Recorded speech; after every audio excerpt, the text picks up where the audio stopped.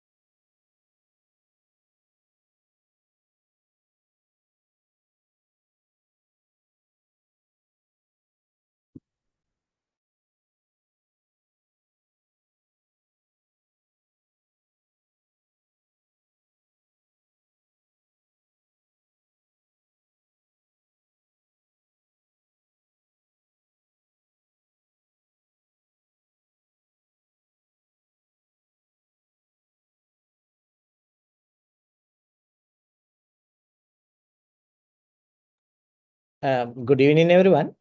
අපිට මේ විනාඩි 5ක් වගේ කාලයක් ඉන්න වෙයි. මොකද අපේ මේ වෙබිනා එකේ මේ ඉන්ට්‍රොඩක්ෂන් පාර්ට් එක කරන මේ මිස්ටර් ඩේල් කනක සබේට පොඩි පවර් ප්‍රශ්නයක් ඇවිල්ලා එයා ඉක්මනට ජොයින් වෙනවා කිව්වා. එයා ජොයින් වෙච්ච ගමන් අපි පටන් ගන්නවා. අපිත් එක්ක එකතු වෙලා ඉන්න. අපි දැන් එයා ආපු ගමන් වෙබිනා එක පටන් ගන්නවා.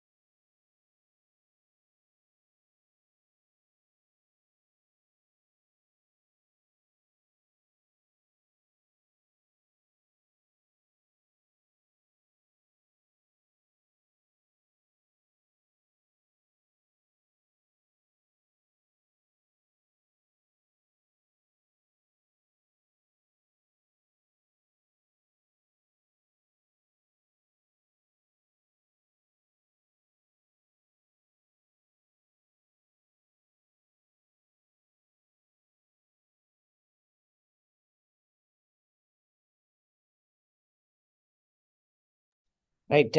I think we can start. Mr. Dale, can we start now?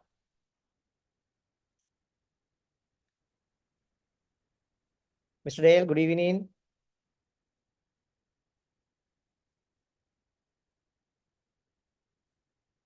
Hello, can you hear me? Yeah. Okay, great. Yeah, we can start now. Okay, give me 1 minute. Thank you.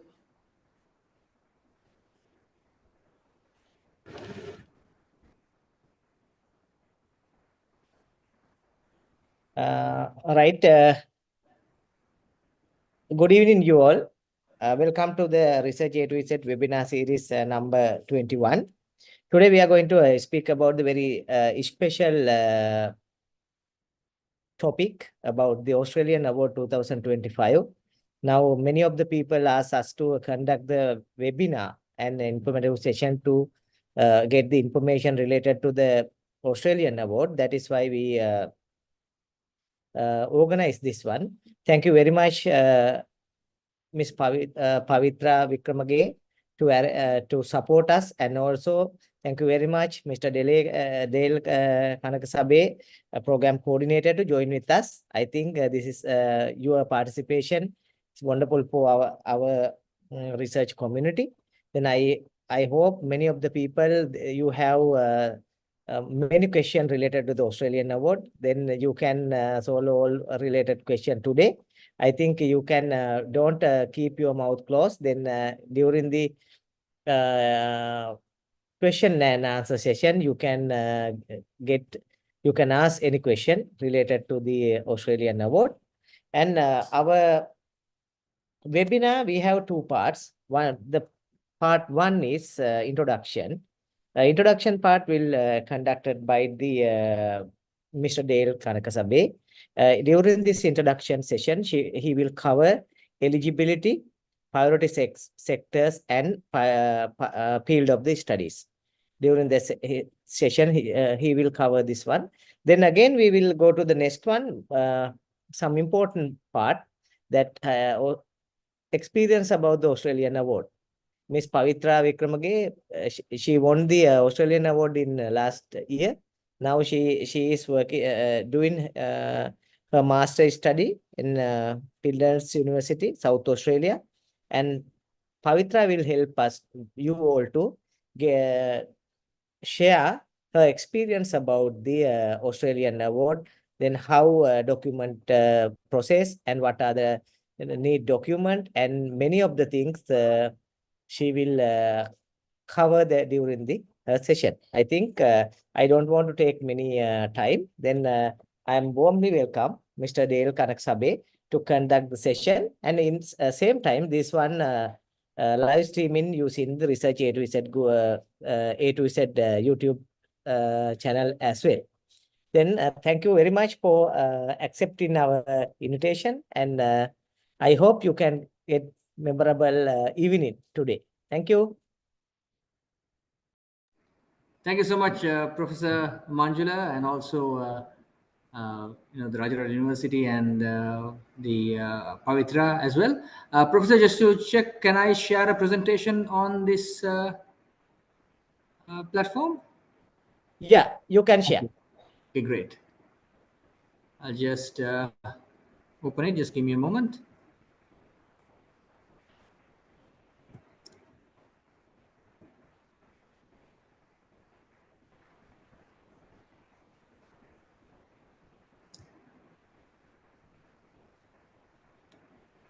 Okay, are you able to view this? Yeah, we can see the presentation, and you are audible enough for all. Great. Okay, so welcome everyone. I'm just going to go off camera so we don't have multiple. Let's see. Yeah, go off camera. Okay, so welcome everyone once again. My name is Dale, as Professor Manjula introduced. I'm representing the Australia Awards program, the Australia Awards Scholarship Program for Sri Lanka. So what we'll do today at the initial stage is to share some information about the current scholarship round that is open. So I'll share this in English. However, if you have any questions and if you feel you would like to ask any question in Sinhalese, please feel free to do so. I can answer, as and when the need arises. So what we will discuss today is, as Professor Manjula rightfully said, what are Australia Awards, the expected outcomes, the benefits, and of course, the current intake of study or current application round for the intake of study, which is to commence in 2025. We'll discuss about the priority sectors, eligibility criteria, social inclusion, documents required, how to apply, so on and so forth. So what are Australia Awards scholarships? Australia Awards scholarships are long-term development scholarships or long-term scholarships administered by the Department of Foreign Affairs and Trade, or DFAT, under the banner of Australia Awards, and its aim is to contribute towards the long-term development needs of Australia's partner countries, which Sri Lanka is one of them. And these development agreements are those that have been made in line with bilateral and regional agreements between the Sri Lankan government and the Australian government, or the Australian government's objectives or agreements in the region, the South Asia region. And the Australia Awards scholarships provides opportunities for people from developing countries again, such as Sri Lanka, to undertake full-time study in Australia. Now, Australia Awards globally offers undergraduate and postgraduate study up to doctoral level, but in Sri Lanka, it's only offered at master's level in 3 identified priority development sectors.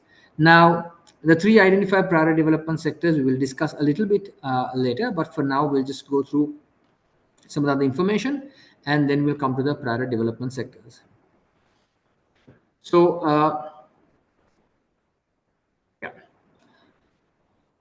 there you go. Expected outcomes of the Australia Awards scholarships. So these scholarships, as I mentioned earlier, long-term scholarships with an objective to contribute towards the development of Australia's partner countries and providing opportunities for those in these developing countries to obtain a Australian degree at an Australian institution. So what are the outcomes of an Australian, or expected outcomes of an Australia Awards scholarship recipients? What do we expect? Making up Australia Awards scholarship recipient.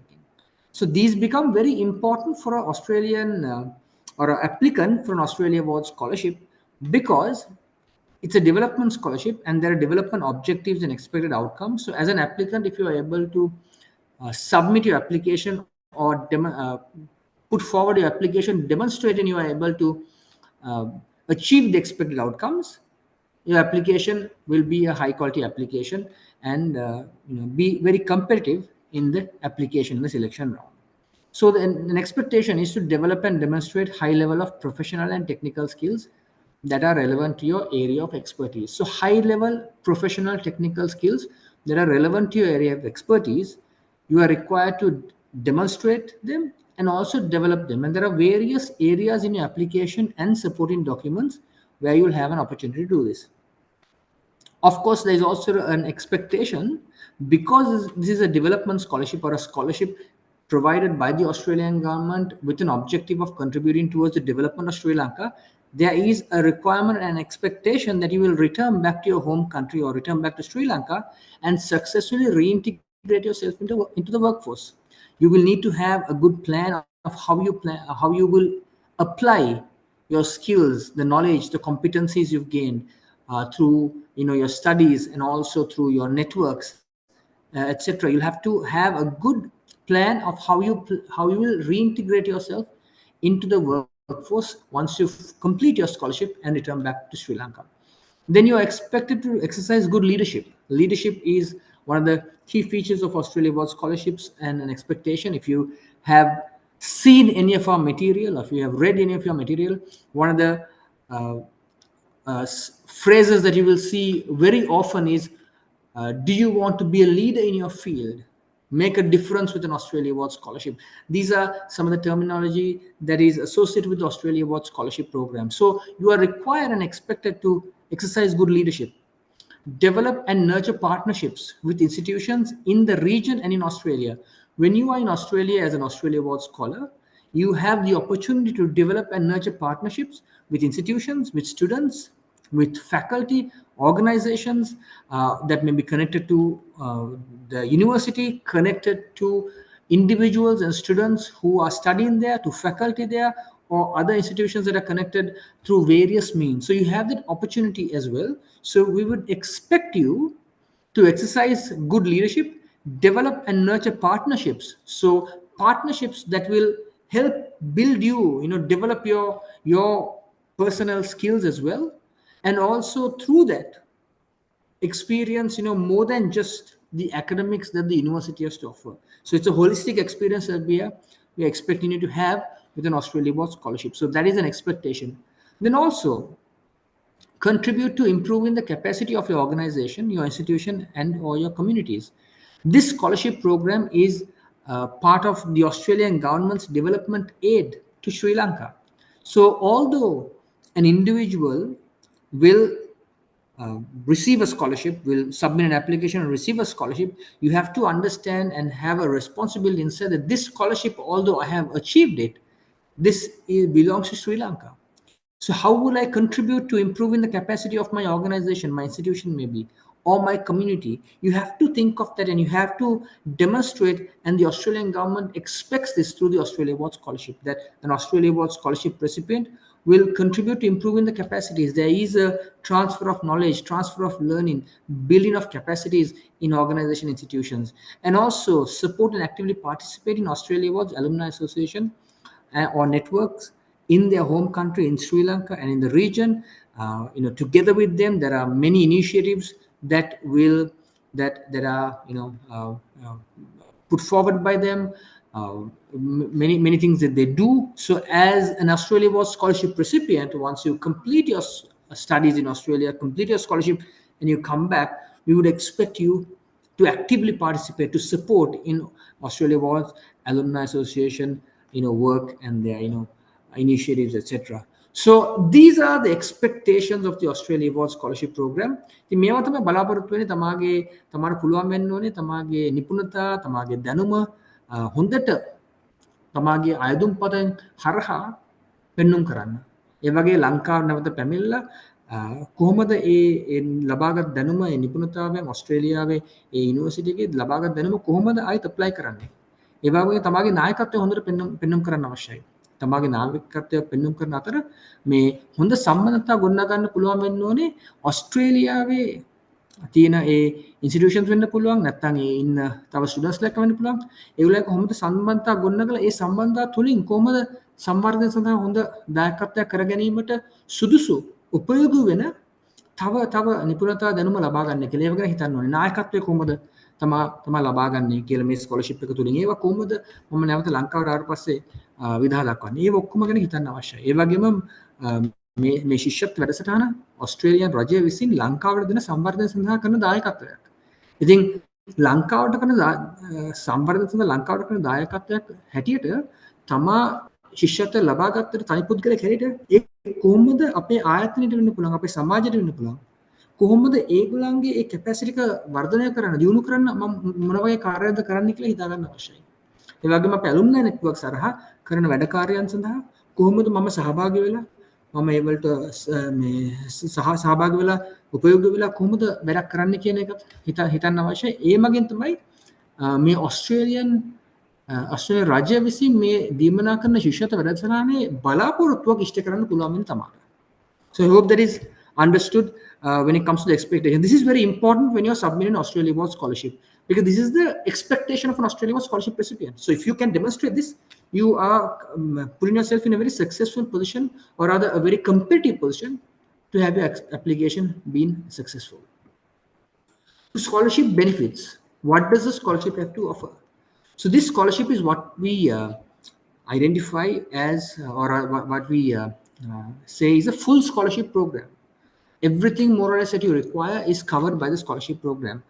So your full tuition fees, whichever university you apply for, whichever course of study you apply for, now you have to bear in mind that the course and university you apply for is part of the selection process. But if you are selected for a scholarship based on the university and course that you apply for, your full tuition fees will be covered, as well as your return air travel from Sri Lanka to Australia and coming back.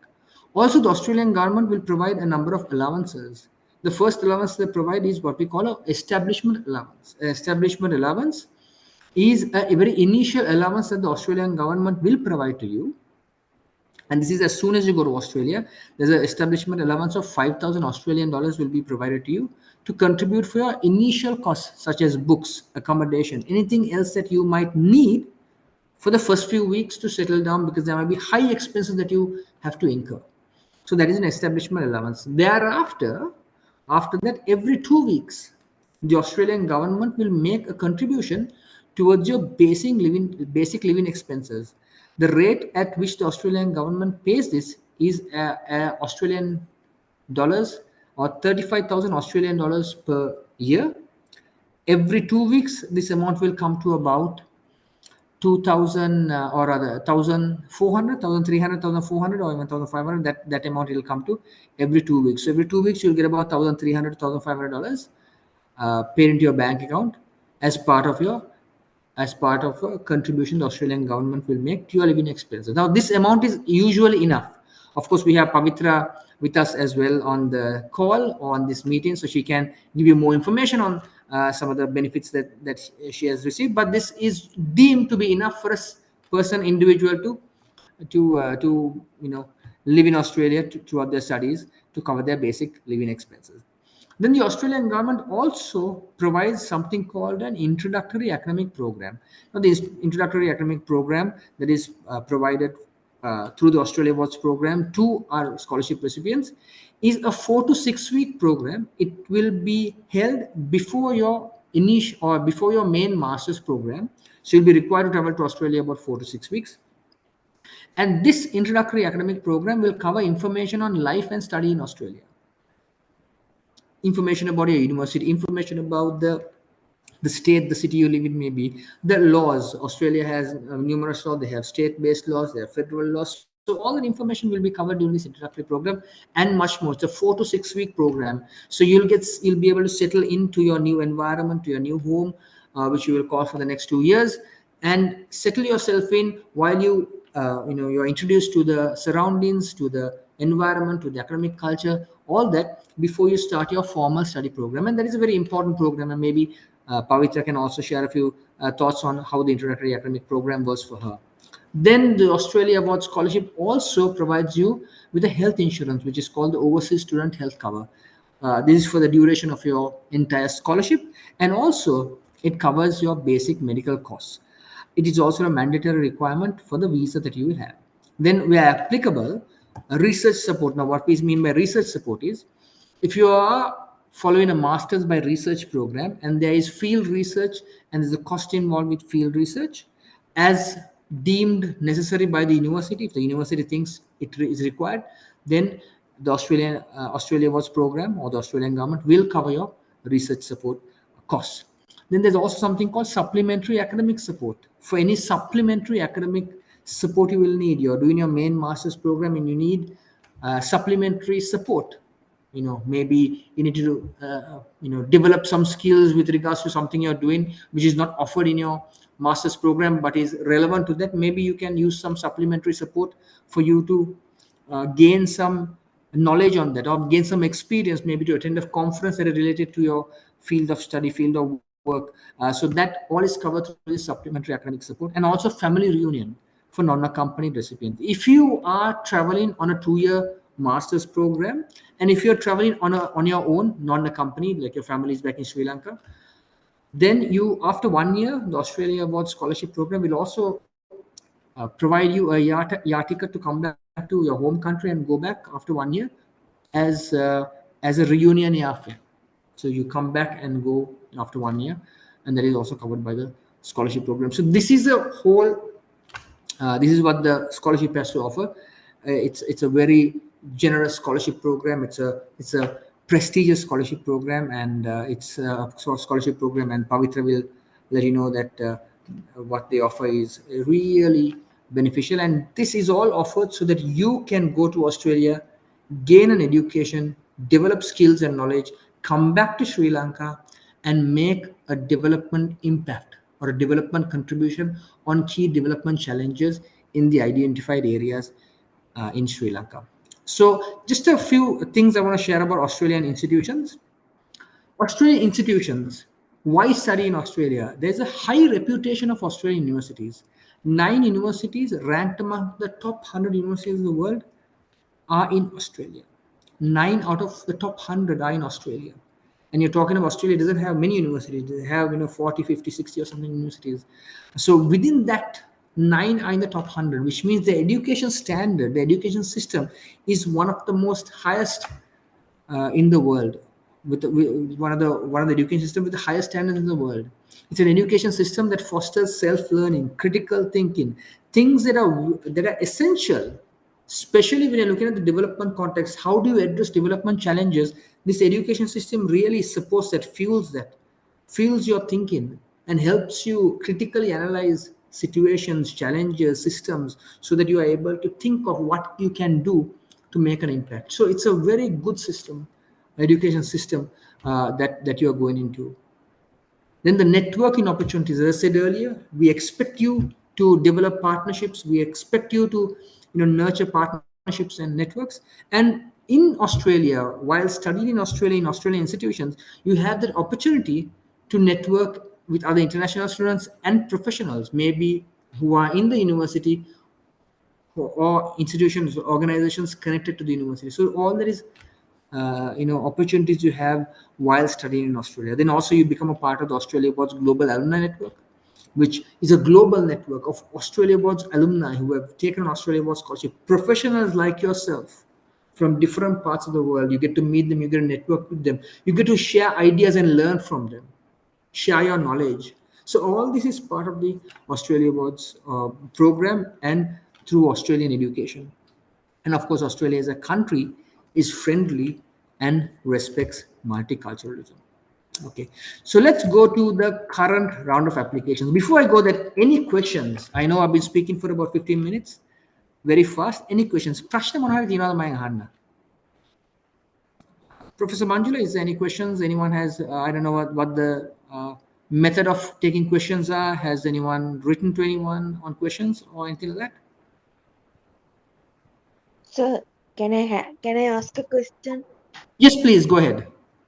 Sir, in order to apply for this scholarship, in order to be eligible for this scholarship, should we have experience in one particular field? As far as Okay. I'm concerned.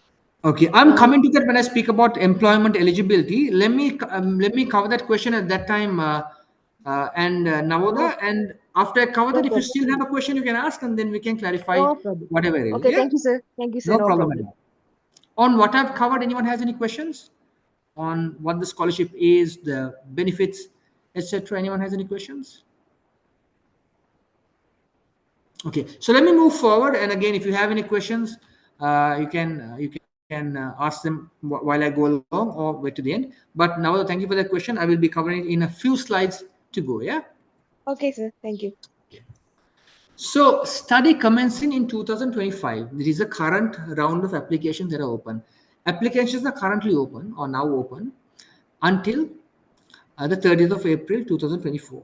And there's only one round of applications. If you would like to avail yourself or apply for opportunity to commence your studies in 2025. Scholarships or Australia Awards are available for master's degree only, as I said earlier, by coursework or research. And the maximum duration of a scholarship or a master's program you can apply for is 2 years. And if you are to receive a scholarship opportunity, you are to be nominated for a scholarship through the selection process. That opportunity must be taken in the year 2025. It cannot be transferred to a future year. Let's say you've got the opportunity, but you're unable to go and you want to say, I would like to take it in 2026. That is not allowed. That has to be taken during that particular academic year. Now, priority development sectors.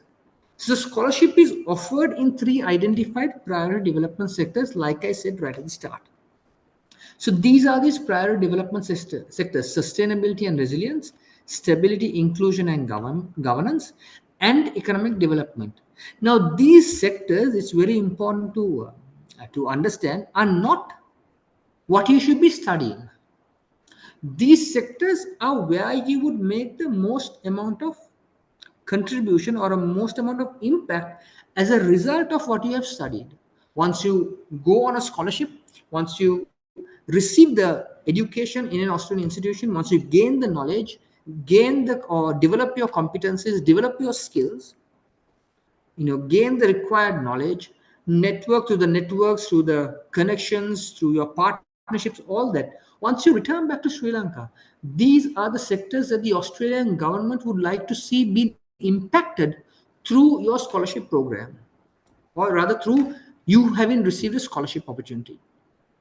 So you have to ensure that when you look at your application, or you submit your application, you have to look at how you can make a positive contribution towards these sectors when it comes to the development challenges of Sri Lanka or development context of Sri Lanka.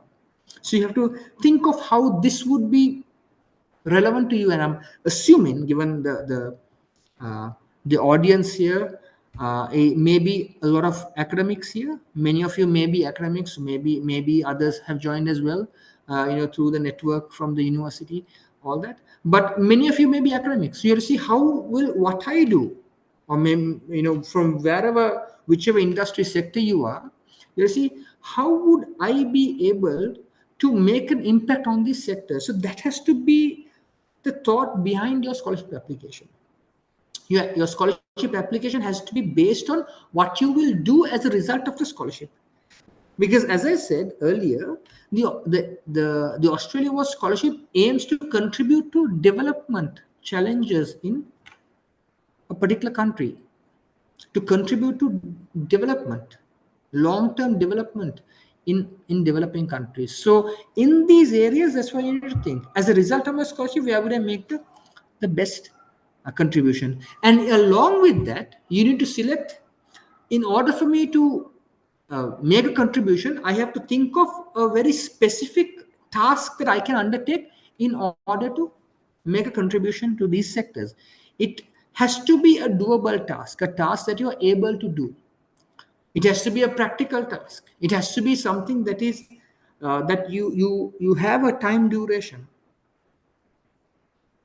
You need to see how it's measurable. It can't be it can't be that you have identified a development challenge and you're saying this is what needs to be done in order to rectify this. This is what needs to be done in order to address this. What you need to do is to show what you will do. What you will do in order to make a development contribution. And that is what is required, and how it will impact this sector. And then you have to think of what university and master's program should I be following in order for me to obtain the required skills, the technical skills, maybe the knowledge, maybe, and what I need to gain, competencies, partnerships or networks, connections, experience. What is the university and course will offer me the best course of study that will develop myself in order for me to gain the required skills, knowledge, to be able to make that development contribution that I plan to do. So that's what a priority development sector means. So that's at the heart of the Australia Awards Scholarship Program, the application program. When you look at the application, there should be a clear link between what you intend to study and the skills that you will achieve by studying the particular master's program that you've nominated. Then how will you apply the skills, and how will the skills enable you to carry out a particular task, and how will that task make a contribution towards a particular development challenge that you have identified in your area of expertise, like we said earlier. So that is what a priority development sector means. Okay, so now we go on to the eligibility criteria. Eligibility criteria, there are two criteria or two sets of criteria. One is the general eligibility criteria, and the general eligibility criteria is available on the Australia Awards Scholarship Policy Handbook. And there are many general eligibility criteria like minimum age, nationality, all that. So you have to be a Sri Lankan, you have to be minimum of 18 years of age, all that. But there are some things that we've just highlighted here so that it helps you when you're making an application, and just to understand a bit better. This should not be your opportunity to apply for a visa to live in Australia permanently, because this is a development scholarship, a scholarship provided so that you can gain studies, knowledge, competencies, skills, all that, come back to Sri Lanka and apply it here to address development challenges. So this is not your opportunity to apply for a long-term, visa to live in Australia, or for you to live in Australia permanently. Similarly, if you previously received the long-term Australia awards, you in the last 4 years, then you can't apply for this particular scholarship. You also need to be able to satisfy the admission requirements of the institution at which your scholarship is to be undertaken. So the particular university you're applying for will have a number of admission requirements. Of course, the university will have a number of admission requirements. You have to be able to fulfill those requirements and also satisfy and meet the Sri Lanka program specific requirements. There are Sri Lanka program specific requirements. One thing, for example, Sri Lanka specific requirement, or one of the Sri Lanka specific criteria, not eligibility criteria, is that we only offer master's programs, although the scholarship offers undergraduate, master's, PhDs, all that. The Sri Lanka program only offers master's level. So there are certain Sri Lanka specific requirements that you have to meet in the program. Yeah? So what are these Sri Lanka specific requirements? First thing is that it only offers master's level scholarships. So you can only apply for a master's level scholarship or master's level degree program. You need to have a qualification equivalent to an Australian bachelor's degree. So usually any qualification from a Sri Lankan university, a public university in Sri Lanka, under the purview of the University Grants Commission, is considered an equivalent bachelor's degree to an Australian bachelor's degree. So if you have one of those degrees, it's considered equivalent. And then also you must have an academic background that is relevant to your proposed study program. So this is because most of you are academics, so you'll know at the master's level, certain degrees will allow, or certain degrees will require to have a particular academic background. Some other degrees may have, you can have any degree in any discipline, or a selected number of disciplines with a number of years of working experience, and you are eligible and relevant, or the academic program deems it to be relevant to what you are planning to study. So make sure that information is there. So if an Australian government scholarship has been offered for longer than 6 months, you have to have resided outside of Australia for twice the length of the scholarship. So that's again a Sri Lanka specific requirement. Then employment specific requirements, and this is where I would answer that question that was raised earlier. You have to be employed in the public, private, or civil society sectors. If you are in the public sector, you must have at least 3 years of post-qualification experience. So after your first degree, after the minimum of a bachelor's degree, you need to have at least 3 years of post-qualification experience in the public sector, with 2 years in a field relevant to your proposed course of study. And so overall, you need to have at least 3 years of post-qualification. Post-qualification means after your initial degree, at least 2 years of that needs to be in a sector relevant to the proposed course of study, and also be confirmed in your current position. Current position means you need to be confirmed as a public sector employee. So 3 years of post-qualification and 2 years in a field relevant to your proposed course of study. Private sector or civil society employees, if anyone is here, you must have at least 3 years again post-qualification experience, and within your experience you need to have at least 3 years of experience which is relevant to your proposed course of study. So I hope I answered the question that was raised earlier, and if we have any more doubts we can ask as we go along. Another Sri Lanka specific eligibility criteria or requirement is the English language requirement. So any one of the following: an IELTS academic score, overall score of 6.5 with no band less than 6, TOEFL internet-based or IBT, score of 79 with minimum of 21 in all subsets, and PTE academic overall score 58 with no communicative skill, score less than 50. English language scores must be submitted with the application and valid at 1st January 2025. Now I understand there may be those who are working in these districts. So we have a group that is called the priority group of applicants. So Sri Lanka specific conditions also define a priority group of applicants. So applicants with a disability, or working in the disability sector, or working in the priority districts, or in a priority district which is listed here, will be considered eligible with an overall IELTS score, academic and equivalent PTE TOEFL score of 6.0 with no band less than 5. So if you're applying from one of these districts, rather, if you're born here, if you live here, if you're working in one of these districts, you will be considered eligible with a IELTS score of 6.0 with no band less than 5. However, you'll be considered eligible at the application phase, and will take you through the selection phase. If you are to receive a scholarship, before you travel to Australia, the Australian government will provide support for you to raise your English language score from 6.0 to 6.5 with no band less than 6 before you take up your Australia Awards scholarship, go to Australia and have an education in Australian institution. You have to increase your IELTS score. But at the initial stage, we'll consider you eligible if you have a 6.0, no band less than 6, if you fall into this category of applicants. Special conditions: if you're from the public sector and you're selected for an Australia Awards scholarship, you must provide a copy of your leave approval prior to your departure. Australia Awards scholarship recipients are required to sign a contract with the Commonwealth of Australia declaring you will comply with the conditions of the scholarship. Then also award is a required return to Sri Lanka and contribute towards the economic and social development of the country for at least 2 years after completing your scholarship. Failure to do so will incur a debt to the Commonwealth of Australia for the total value of the scholarship. So again, the requirement is that you gain your education, come back and make a contribution towards the economic and social development for at least 2 years. Failure to return back will have you incurred a debt to the Commonwealth of Australia for the total value of the scholarship. Social inclusion and disability support. The Australia Awards scholarships are offered on the basis of merit, transparency and equal access.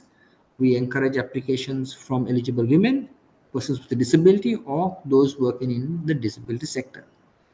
If there is someone with a disability, you should not be concerned whether the disability will act as a deterrent or a barrier for your application.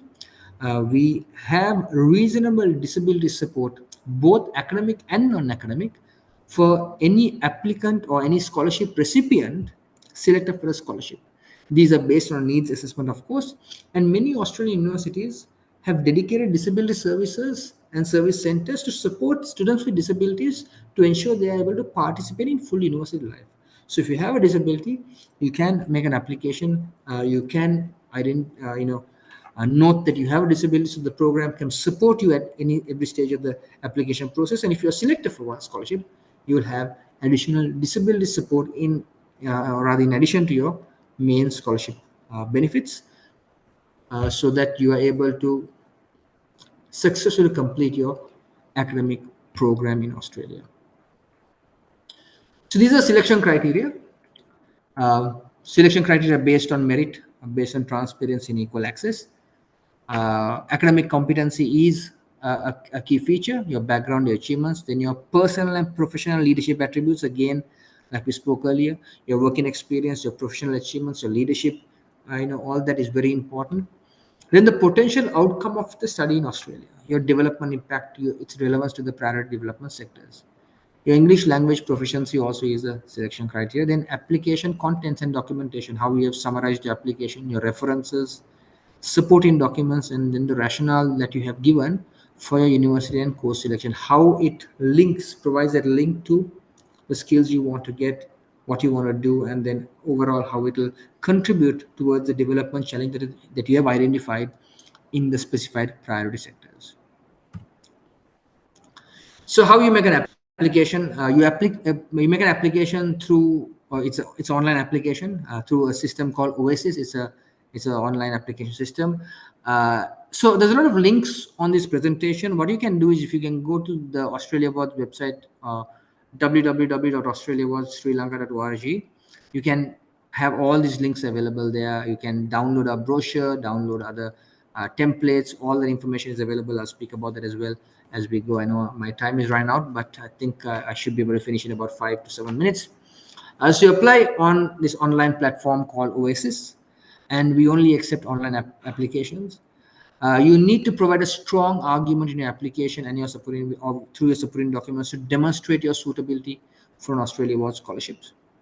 And then all supporting documents must be submitted with the application on or before 30th of April 2024.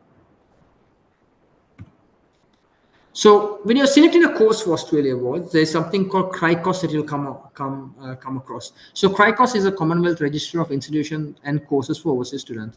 So all courses that are available for international students will have a CRICOS code. So CRICOS is basically a registration, or it's a database managed by the Department of Education. You'll see if you when you go to the link. So you can use the CRICOS website. CRICOS has a particular website. Again, the link is available on our web page through our brochures and through various documentation there. You can use the CRICOS website to search universities and course options using keywords. And you can also look at the course duration. Then all the courses that will be shown to you are courses that are registered in the CRICOS database, which means they're available for international students to follow. Yeah. And once you look at a CRICOS code, you obviously need to go to the university website and research and compare course components to identify the right university and master's program for you. And you can identify up to 2 course preferences. So you have a first course preference, what is the most appropriate and the best course that will meet your development needs, your skills, knowledge areas, all that. And also you can nominate a second preference. Yeah. So anyone who is planning to do a master's by research or a research-based master's, some say it's a master of philosophy. But in Australia, it's you have various masters. You need to identify 2 supervisors at the nominated university, and where possible, receive in-principle support for your research topic from these supervisors. So you can consult with your institutions to identify a suitable supervisor. Also, you need to complete the research proposal details section in your OSIS application when you're nominating a course preference. If you're in a Masters of Research, and this is also applicable for anyone who's doing a Masters of Coursework with a mandatory research component, when you list your university course preference on your OSIS application, at the bottom you'll find this research proposal details section. You have to ensure that section is also filled, giving information on your research proposal or research that you will conduct. And of course, you have to draft and amend your research proposal carefully based on the priority development sector you've selected in the field of study, and if possible, in consultation with your potential research supervisor. There's also something called recognition of prior learning. The recognition of prior learning is, identifies credits sometimes, advanced stand-in, etc. But let me just go through the information. So having a postgraduate or a master's level qualification already will not make you ineligible for Australia Awards scholarship. However, you have to know that scholarships will not be available for courses of studies in Australia where the applicant or you have completed or achieved that qualification already, or substantial learnings in that field you have learned already in that qualification or in that course structure. The program will also request for recognition of prior learning, the credits, for all scholarship recipients from Sri Lanka. So when your application is sent to an Australian institution, if you're successful through the interview process and you're selected or nominated for a scholarship, when we request a placement for you, the university will also assess your application for any credits that can be applied against your placement. So at times you might apply for a 2-year course, but once you receive your placement, because they have considered your academic background, considered your professional background, it could be the case where the placement that you receive is shorter. Your placement that you receive is 1.5 years, because they've applied credit and provided you credits for your studies already.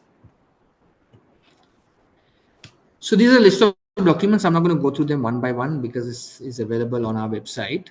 It's just standard documents. I'll go through the information on the next page, but just wanted to make a note of this certified section, and I'll speak about that while we go. Amongst the documents required for the Australia Awards scholarships are referee reports or reference letters. So 2 referee reports are required to be included in an application as a minimum. One is an academic referee and one is a professional referee for coursework based masters. If you're applying for a research master's or a master's by research, you need 2 academic referees and 1 professional referee. So 2 academic referees. And also, if you are a master's by research applicant, you need to have you need to provide a research proposal, and the template for this is available on our website. So you can also include your supervisors in that, then the identified supervisors from the university in your research proposal. The transcripts also need to be included, like you saw in the list.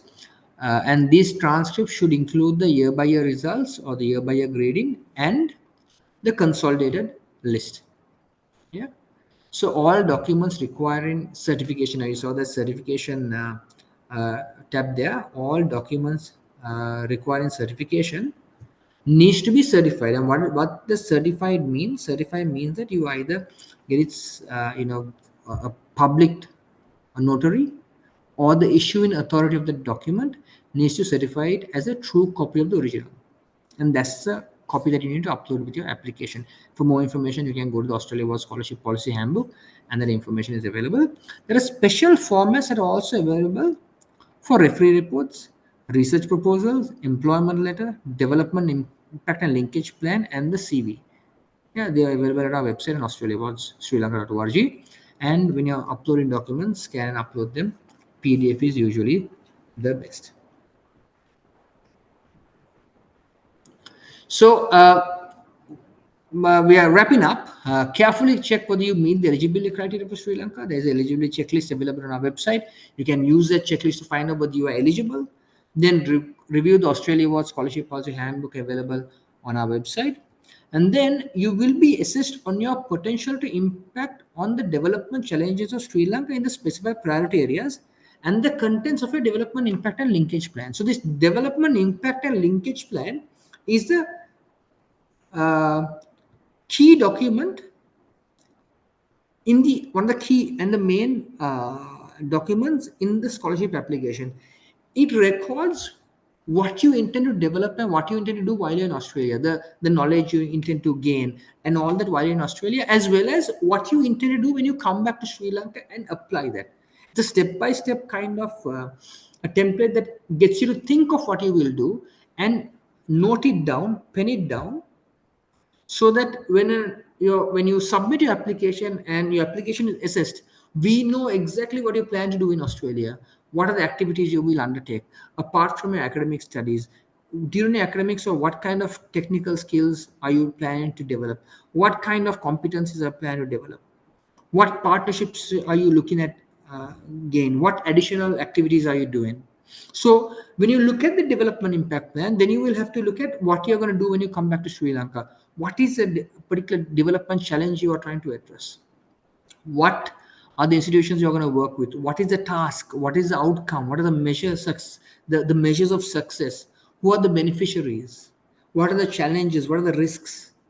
So when you look at all this, and especially when it comes to development impact plan, and look at what you're going to do in Australia, you will need to select the right course that meets those needs. So, for example, if you're looking for a research opportunity, or if you're looking for an internship opportunity, you have to look for a course that will have a research or an internship opportunity embedded into the course structure. Yeah. So all that needs to be considered when you're looking for the particular master's program. So that's about it in my presentation. I know I've gone very fast, but I've taken a little bit more time than I was provided.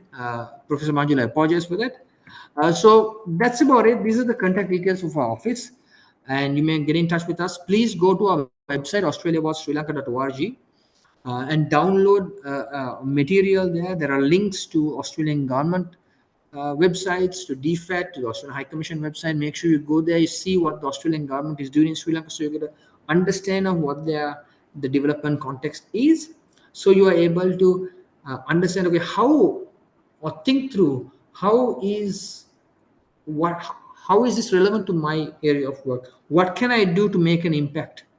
All that you can think. So go to our website, download, read some of the stories of Australia Awards scholars, our short course scholars and you'll get an idea of who, or who these scholars are, what are they doing, what do they intend to do, what are they studying in Australia, what are the experience they have, what has been highlighted. Look at all that information and you'll get a good understanding of what is the Australia Awards program all about. How can you submit a very good and a high quality application? So thank you so much. Once again, any questions I'm willing to take over to Professor Manjula right now as well. But if you're opening up for questions, Professor Manjula, now, I can take it. Or if you want to open it up later, I can do that as well.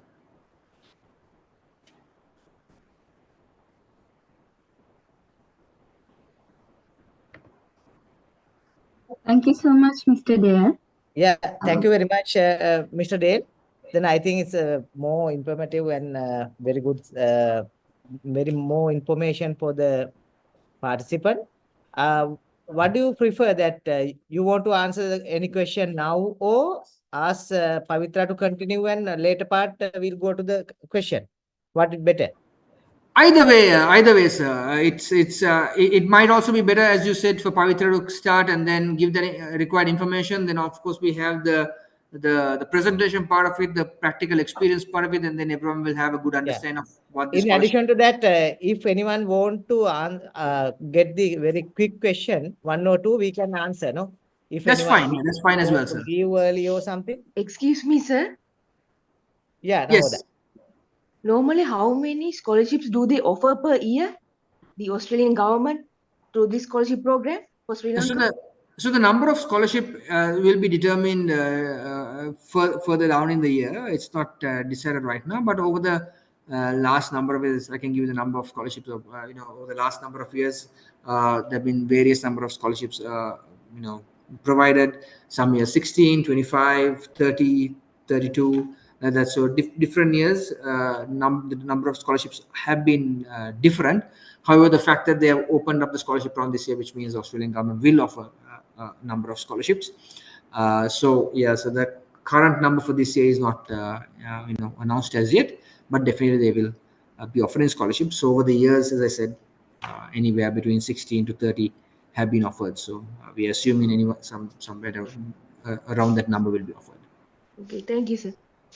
Thank you. Mr. Dale, I saw that IELTS requirement that yes. That do it need to complete the IELTS to apply this one, or that the processing time he or she can complete the IELTS? What is the best way?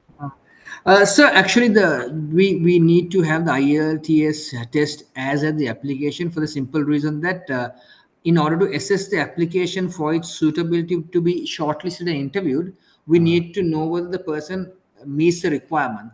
Because once we interview someone or once we shortlist someone and call them for interview, if they still don't have the IELTS results, and later on if they don't meet the test, then of course we can't backtrack the process to again interview someone else. So that's why as that application end, we need to have the IELTS results. Yeah, so and in addition to that, I think last time, how many scholarship did you offer? Last time there were 24 scholarships offered. So 24 scholarship for the entire Sri Lanka, no? For the covering that geographical region that you mentioned. All. There is no quota for the geographical region. There's a number for Sri Lanka that was provided. So through the selection process. What is the situation that after the completion of the master, they need to back to Sri Lanka and work 2 years or something? Yeah. So the goal of the scholarship, or the objective of the scholarship, is the development of Sri Lanka. So the Australian government has provided this scholarship through the Australia Awards program for to make a development contribution or to impact on the development challenges of Sri Lanka. So as a result, individual obtaining Australia Awards scholarship is required to go to Australia, obtain their master's, and then come back to Sri Lanka and make action out their development impact and linkage plan. That's why there's a development plan that is penned out and submitted with the application, showing what you will do on your return. So the understanding is that you will receive a scholarship, go to Australia, gain the skills, come back and implement your development impact and linkage plan. But the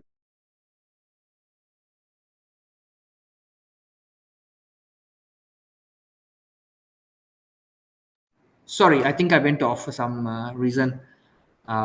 So the requirement is that you go to Australia, receive the master's program, and come and implement your development impact plan in Sri Lanka. and the condition of the scholarship is for a minimum of 2 years.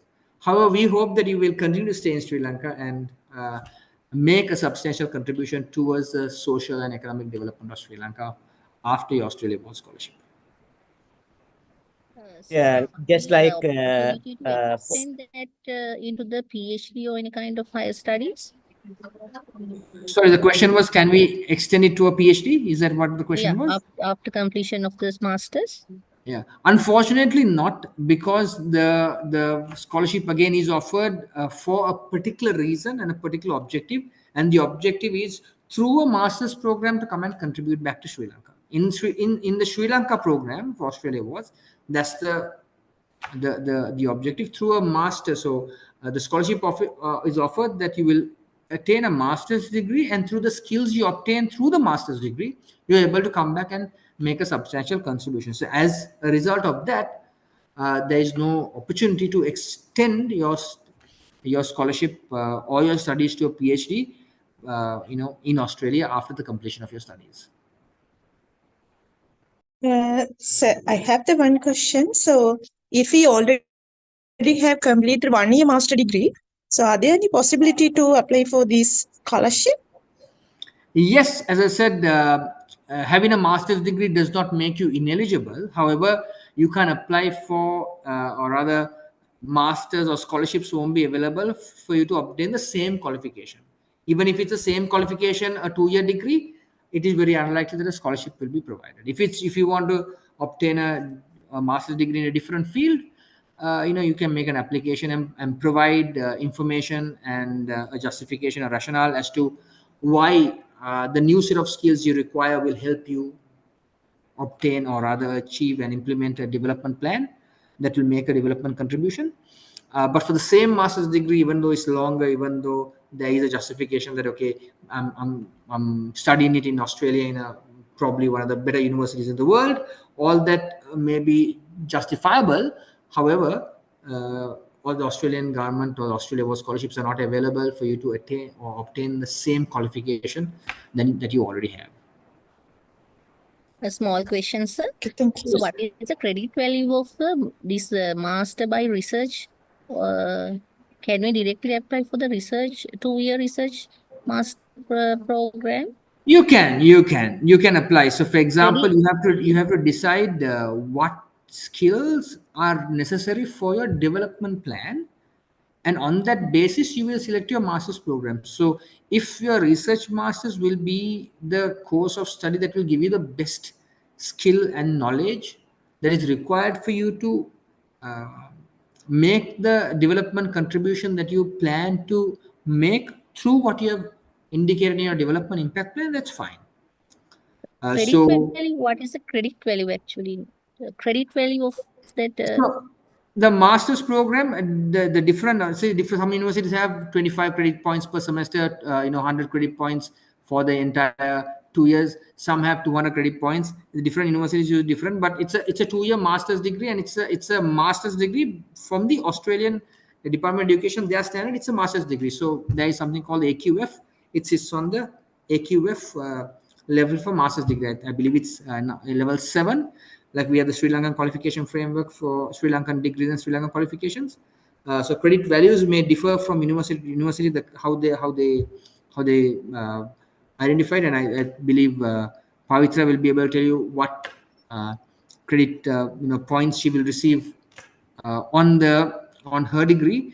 But there will be a number of credits you have to attain through your master's by research, and that will be given as per the master's degree you apply for. And then there are the coursework based masters with the research component. Then your credit values for the research and will be calculated along with your credit value for your coursework, and then you will have the required qualification.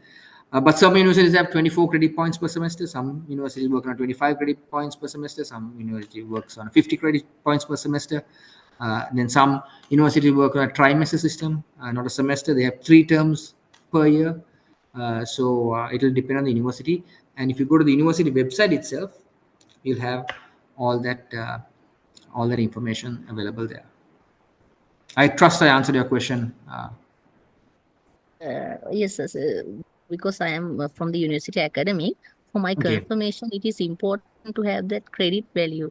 Yeah. That's why I asked. If you look at the university website itself, you can find out how many credit points that are offered per master's degree. Because 1 year master's degree may have a low amount of credit points offered in order for you to gain the master's degree, but it's very unlikely that you'll find a 1 year research master's. Not impossible, but I'm assuming it's not as common as you would like it to be.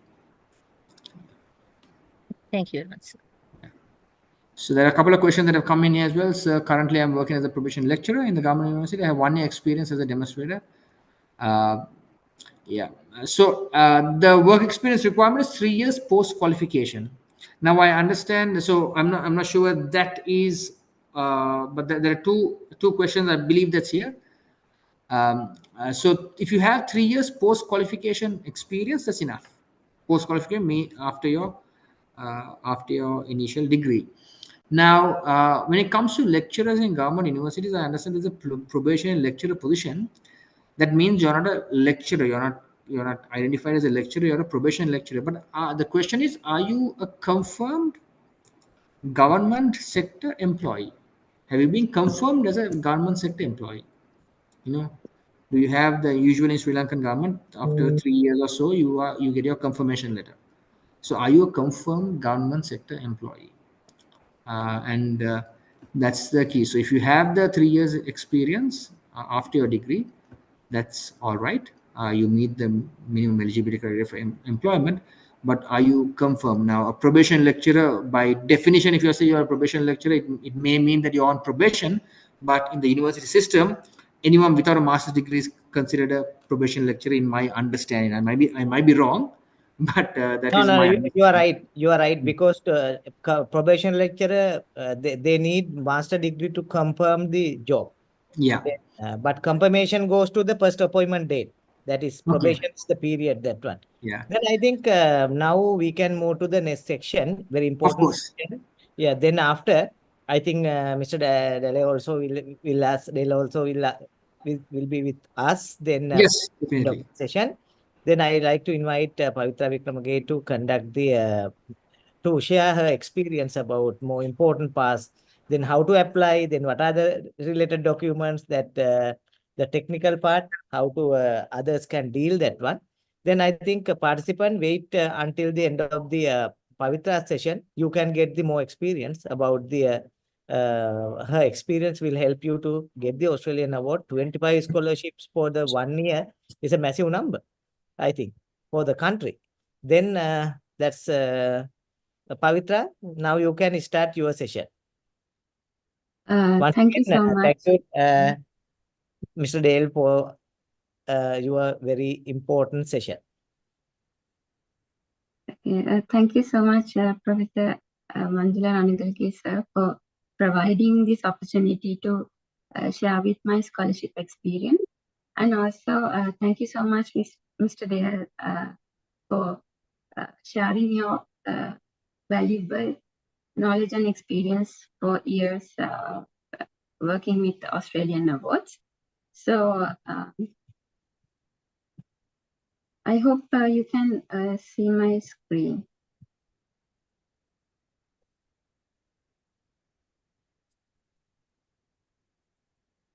Can you see the screen? Yes. Okay. So first I'll introduce myself and talk about maybe the scholarship experience, like my scholarship journey with Australian awards, and we'll be moving later to the Q&A session. So talking about myself, I'm Pavitra Wickramage. I graduated from University of Peradeniya and worked as a temporary lecturer at Rajaratnam University, and currently studying at the Flinders University, South Australia, following my master's degree. So, and I'll be conducting this session from both languages, and talking about my scholarship experience. Actually, I was looking for scholarship from like 2 or 3 different countries, including Australia. So actually, my first priority was Australia, and I was kind of planning to get my next degree from Australia. So talking about selecting the country and the scholarship program. So talking about, I think Mr. Dale also covered the reasons why Australia is a good destination for the higher education. So talking about the higher education in Australia, which is one of the world-class quality. So talking about the international students, so the Australian universities, they have more percentage or proportion of its students coming from like different countries of the world, and the use of English not only in the academic setting, but especially talking about working with outside, or like just living and working in the environment. The use of English is really important. For example, if we just go for like countries where the medium of instruction is not English, but a different language, most of those degrees need to like complete language component of that specific country. So which is not really needed. Pavitra, Miss Pavitra, can you put to the presentation mode? Yes. Now almost okay. So then talking about the cost of living. So comparatively, it's quite lesser than the other kind of European and American countries, and especially the multicultural lifestyle. So I think this is quite important, because talking about Australia, there are like many people who come from Sri Lanka, or like Sri Lankans who work and study in Australia, where like the food and other kind of like maybe the things that we are needed are really available, which make our life quite easier. මම මගේ මේ ශිෂ්‍යත්ව වැඩසටහනේ මගේ අත්දැකීම ගැන කතා කරනකොට විශේෂයෙන් කතා කරනෝනේ ඇයි මම මේ මම ඔස්ට්‍රේලියාව සහ මේ කියන ශිෂ්‍යත්ව වැඩසටහනට විශේෂයෙන් උනන්දුනේ කියලා. විශේෂයෙන්ම ඔස්ට්‍රේලියාව උසස් අධ්‍යාපනය ගැන කතා කරනකොට විශේෂයෙන් ඉහළ මට්ටමේ උසස් අධ්‍යාපනයක් තියෙන්නේ. ඒ වගේම විදේශ සිසුන් ගැන කතා කරනකොට ඔස්ට්‍රේලියානු විශ්වවිද්‍යාල වලින් සැලකිය යුතු ප්‍රමාණයක් විදේශ රටවල් වලින් පැමිණෙන ශිෂ්‍යයන් තමයි ඉන්නේ. ඒ වගේම ඉංග්‍රීසි භාෂාව ගැන කතා කරනකොට අපි වෙනත් රටවල් වල ඉංග්‍රීසි මව් භාෂාව නොවන නැත්නම් පළවෙනි භාෂාව නොවන රටකට අපි අයදුම් කරනකොට බොහෝ විට ඒ රටේ භාෂාව, දේශීය භාෂාව අපි අනිවාර්යෙන් හදාරන්න ඕනේ. බොහෝ විට උපාධි පාඨමාලාවේ හදාරන්න තිබුණේ නැතුව වුණත් ඇතැම් වෙලාවට අපිට සාමාන්‍යයෙන් මේ රටේ ජීවත් වෙන්න එදිනෙදා දෛනික කතා බහ කරන්නේ භාෂාව ඉගෙන ගන්න එක වැදගත් වෙනවා. සමහර ඇතැම් වෙලාවට ඒක කෙනෙක්ට ඒක අපහසුයක් වෙන්න පුළුවන්.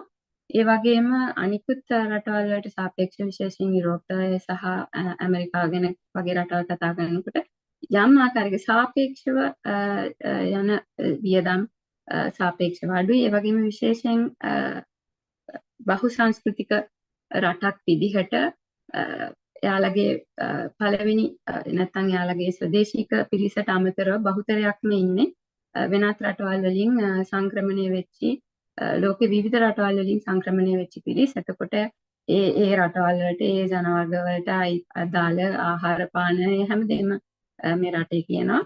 එතකොට අනිත් එක තමයි විශේෂයෙන්ම මේ ශිෂ්‍යත්ව වැඩසටහන IME ස්කෝලර්ෂිප් ප්‍රෝග්‍රෑම් එක විශේෂ කියලා කියනවා නම්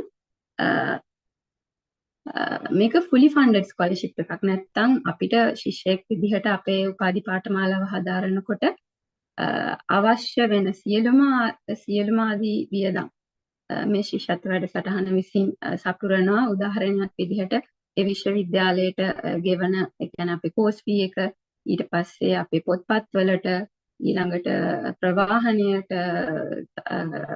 නවත්තන් පහසුකම් වලට හැම දෙයකම ප්‍රමාණවත් ආකාරයේ allowance එකක් තමයි තියෙන්නේ. එතකොට ඒක ඉතාම විශේෂයි. එතකොට අපිට අපේ අධ්‍යයන කටයුතු හොඳින් කරගෙන ඒකට ફોකස් කරලා ඒක කරගන්න හැකියාව තියෙනවා. ඊළඟට අනිකුත් ශිෂ්‍යත්ව වලට තවත් ලොකු විශේෂයක් තමයි වෘත්තීමය වශයෙන් අපිට දියුණු ඒ කියන්නේ වර්ධනය වෙන්න සංවිධානාත්මක අවස්ථාවන් යාලා නිර්මාණය කරලා තියෙනවා. ඒ කියන්නේ අපි දැන් ගොඩක් ස්කෝලර්ෂිප් වල එහෙම අපි ඉම්ප්‍රූව් වෙන විදිහට නැත්නම් අපි ඉන්ටග්‍රේට් වෙන විදිහට යන්න තියෙන. නමුත් ඕස්ට්‍රේලියා වෝල්ස් එකේ අපිට එයාලා විසින්ම එහෙම ප්‍රොෆෙෂනල් ඩෙවලොප්මන්ට් එකට ඕන දේවල් ෆැසිලිටේට් කරනවා. අනිත් තවත් වැදගත්ම දෙයක් තමයි නෙට්වර්කින්. එතකොට වසර ගානක මේ ශිෂ්‍යත්වය හදාරපු ලොකු පිරිසක් ඉන්නවා, ලැම්නා එකක් ඉන්නවා. එතකොට ඒ මුළු ජාලයටම අපිට සම්බන්ධ වෙන්න පුළුවන් වෙන එක ලොකු නෙට්වර්කින් එකක්. එතකොට ඒක විශේෂයි. ඒ වගේම මේ ශිෂ්‍යත්ව process එක ඒකේ තියෙන ඒ සාධාරණභාවය වගේම ඒ සියලු ඒ process එක විශේෂයි. අනිත් දේ තමයි කාන්තාවන්ට එහෙමත් නැත්නම් විශේෂ අවශ්‍යතා සහිත පුද්ගලයන්ට ඒ වගේම විවිධ ජනවාර්ග කොටස් වලට ඒ වගේම විශේෂයෙන්ම ලංකාවේ ප්‍රයොරිටි නැත්නම් විශේෂයි කියලා හඳුනා ගන්න දිස්ත්‍රික්කවල ඉන්න එහෙමත් නැත්නම් වැඩ කරන අයට විශේෂයෙන් encourage කරනවා apply කරන්න කියලා. So talking about like the selection of the scholarship program, why it is kind of different and unique from the other scholarship programs. It's one of the fully funded scholarship, which means that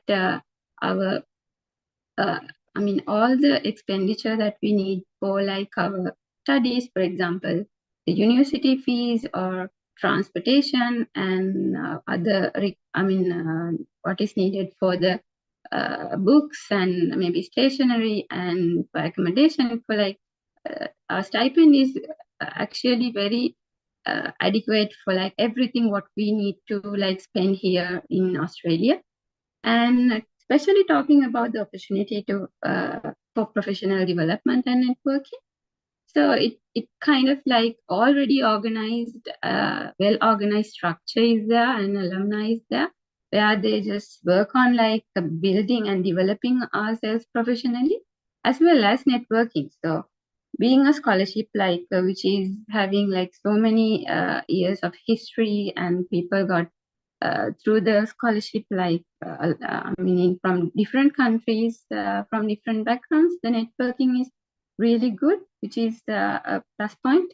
And the process, talking about the process, it's like based on merit and very transparent. And they are of course encouraging the applicants from women and people who are working with disability, or like people who are disabled and people who come from like ethnic minorities, and especially talking about these priority districts in Sri Lanka. So they were highly encouraged to apply. And then I'll be talking about selecting a university and a degree program. So talking about the university, first, like we have to think about like our education and employment background, which is kind of like the qualification that we already have, and our end goal, where we need to go, like what kind of qualifications that we need. So then only, then we can just think of like what is the specific course or like program that we need to maybe do. So that's very important. So that university should have that specific course that you are willing to or like planning to take up. And the nature of institute, like maybe it comes with like its structure and the facilities and maybe the other things that you need to look into. And it should be a host institute for Australian Award Scholarship. So there are like number of like higher education institutes and universities which are in Australia. So we had to see whether like they are the host institutes for Australia Awards, which is like there is an online, it is available online, like what are the universities that we can apply. And then like the priority development sectors and fields of study. So what we are planning to take up should be like falls under these priority development sectors, which Mr. Dale already talked about, and the fields of study, because the scholarship itself has a certain goal to work on. So it's not just randomly that we apply for what we need to study, but of course it should link with like whatever the intentions of the scholarship programs and what we should do after the completion of the scholarship or the degree program. And maybe we need to little bit think about the availability of accommodation, transport, maybe because different parts of Australia might have like different living costs and different maybe like costs. For example, like there are certain areas like maybe like Melbourne or like maybe more urbanized areas, which might be more expensive, but maybe going to maybe a little bit of peripheral. So it might be like there might be maybe at least slight differences in that. And also especially about the weather and nature of the community, because like when we go to a university, still we are doing the same, the exact degree that we need to do, but if we don't actually enjoy the available environment or weather or whatever, and like maybe the people around, so that would not be a very a pleasurable experience. So I don't think like there are such areas, but still like we can go for maybe what we specifically prefer for. So, and other than that, if there are like any other individual preferences, maybe we can think of that. විශේෂම විශ්වවිද්‍යාලයක් සහ ඒකට අදාළ ඒ කියන්නේ අපිට අවශ්‍ය පාඨමාලාව නැත්නම් degree එක තෝරගන්නකොට විශේෂයෙන්ම අපි බලන්න ඕනේ දෙයක් තමයි ඒ අපිට අපි දැනට අපේ තියෙන සුදුසුකම් මොනවද, අපි අපේ අධ්‍යාපනය කොයි වගේද, අපි මොන වගේ ක්ෂේත්‍රයකද නිරත වෙලා ඉන්නේ, ඊළඟට එකත් එක්ක අපි කොහොමද අර අපි ප්‍රොපෝස් කරන නැත්නම් අපි ප්ලෑන් කරන ඩිග්‍රී එක නැත්නම් ක්වොලිෆිකේෂන් එක අරගත්තට පස්සේ අරගන්න කොහොමද ඒක සම්බන්ධ වෙන්නේ, ඒකේ සම්බන්ධතාවයක් තියනවාද, ඒ දේවල් හිතන්න ඕනේ. ඊට පස්සේ විශේෂයෙන්ම ඒ කියන විශ්වවිද්‍යාල හොස්ට් ඉන්ස්ටිටියුට් එකක්ද කියලා බලන්න පුළුවන්, ඒක ලිස්ට් එකක් තියෙනවා. ඊළඟට මේ කියන අපි විශේෂයෙන් ප්‍රයොරිටයිස් කරන ඩෙවලොප්මන්ට් සෙක්ටර්ස් සහ ඒ කියන විශේෂ ශ්‍රේෂ්ඨ වලට සම්බන්ධයිද නැත්නම් ඒවට අදාළ වෙනවද අපි මේ තෝරගන්නේ කියලා විශේෂයෙන් බලන්න ඕනේ. ඊට අමතරව අපි කැමති විශ්වවිද්‍යාලය තියෙන පරිසරය කොයි වගේද, අපිට කොයි වගේ පරිසරයකටද යන්න ඕනේ කියන එක ගැන අපිට හිතලා බලන්න පුළුවන්. තව ඊට අමතරව අපිට වෙන මොන හරි සලකන්න තියෙනවා නම් ඒ දේවල් සලකා බලන්න පුළුවන්.